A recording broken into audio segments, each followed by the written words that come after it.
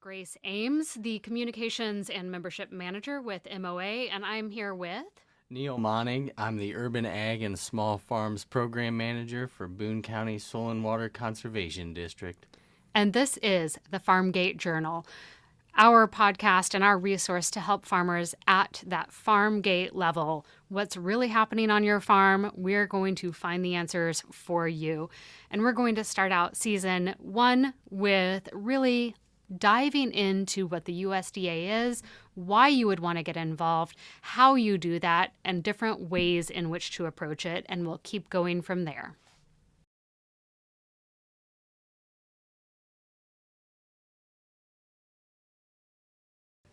Now let's dive deep on FSA.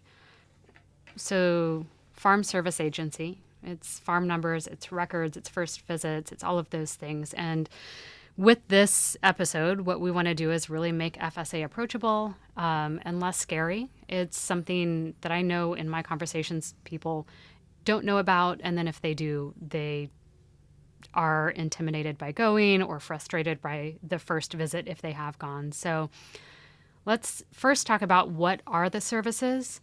What are the services? Why would somebody go through this whole process of getting a farm number? Yeah, so a farm number is basically just I'm going to call it your official record in USDA. It ties your land to you, and it kind of identifies your land as a farm. And so that number will also track through the system. So like when you go into NRCS later and you want to do some conservation programs or practices, they will need your farm number, to tie these practices and things to that land. And most USDA programs will require you to have a farm number to participate in them.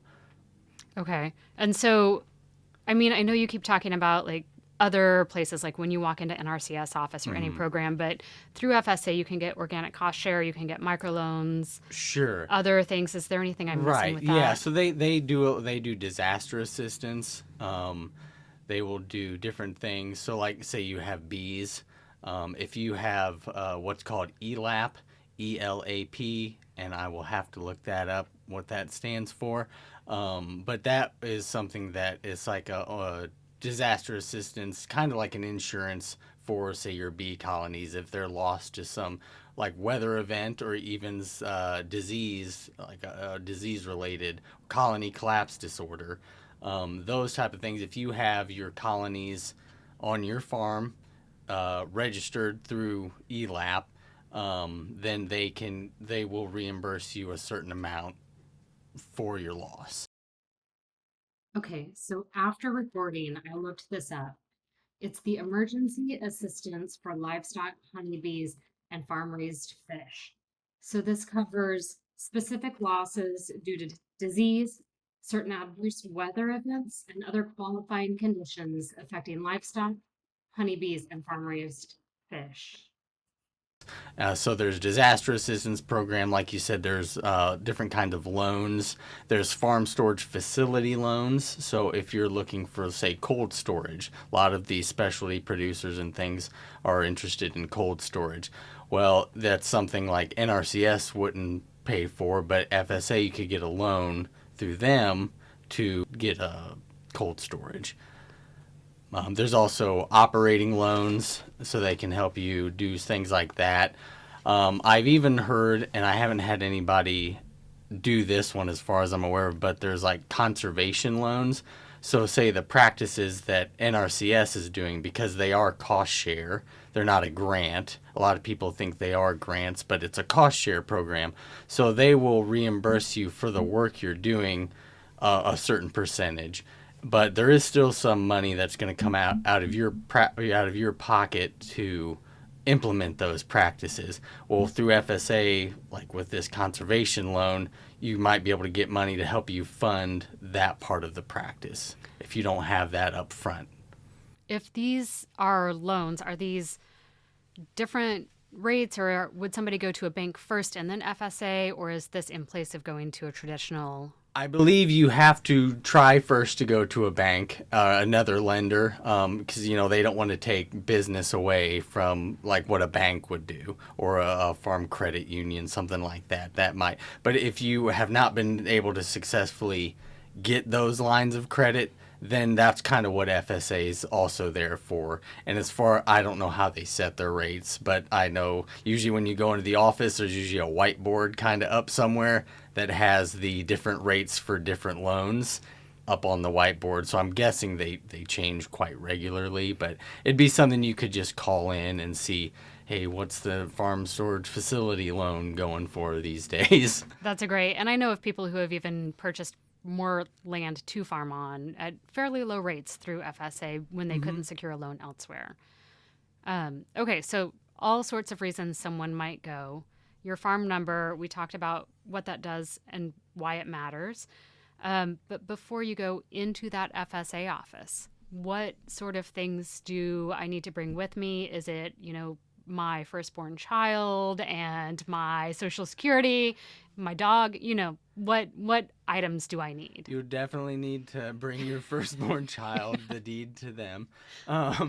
But yeah, so like your basic ID, your driver's license, maybe your social security number. If you're a corporation, articles of incorporation. If you have a copy of your deed, they'll definitely want to see that. Any sort of lease agreements, if you don't say own that farm, but you lease that farm, you probably want to bring in some sort of lease agreement you have. Like I said, if you're an entity, any sort of documentations you have, partnership agreements, those type of things. You don't need everything. If you forget something, it's not the end of the world. They'll just they'll keep moving forward, and you can bring that back. I think there's a couple of things I want to touch on there. You said you do not have to be a landowner for that FSA number to be made. But the FSA number is not something that belongs to the person. It is something that belongs to the property. So correct. If you are leasing a property and the landowner has an FSA number, are you going to the FSA office to then put your name on that property as well? Yeah, so you'll be like registered as like a tenant or other tenant. And the landowner would obviously be on there as the landowner. So just for their record, FSA's records, it would just show that you are on the land, and your lease agreement showed that you have permission to say make certain decisions and are able to implement certain things on that land. Okay, perfect. And then once you start working with the FSA or with any arm of USDA, we know that we have to keep records because those will come up whenever you're utilizing these cost share programs or the loans. So even before you secure a loan or a cost share, what records should the farmers be keeping from day one? I'd say just from good practice, I would keep anything related to your land use, your production records, yield records, financial records, again, your lease agreements, your planting records, even smaller farmers, even what you're selling at the farmers markets, what you're selling through a CSA, those type of things could come in handy for certain programs down the road. If you can find a good record-keeping software that helps you keep track of these things, I'd highly recommend that. Basically, if it's happening on your farm, I'd say it's probably worth at least keeping some sort of track of. I know that record keeping has been one of those things that make a lot of producers grit their teeth. Nobody does. Nobody loves it. But one thing, I have seen a lot of different software, like you mentioned, and so much of it now is even super accessible and easy to use on your phone, which most of us keep with us all the time. And sometimes it is even things that you can voice note into your phone, or take a quick picture of a receipt. So don't be scared by record keeping.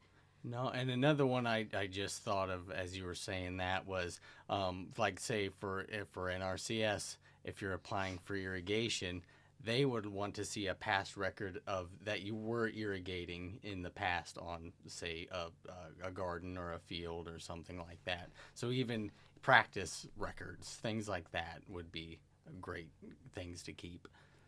I know we'll talk about this more at some point, but irrigation doesn't mean some big elaborate system, especially if you're on small acreage. It could be... Right. It doesn't have to be a big center pivot, that you see driving down the road. It could be, a sprinkler. It could be hand watering, just some micro irrigation, drip line. A lot of times it will be, like a sprinkler that you're using that's not very efficient, and you want something more efficient. So you want to be doing the micro irrigation, the drip line. So that's what you'd want to be moving towards. Right. But you do need that documentation of what's been going first. Right. So that's a great example. All right. Before we wrap up here, most common mistake that new producers make with FSA. I think kind of what we talked about a little bit earlier was, assuming you're not eligible and never going in.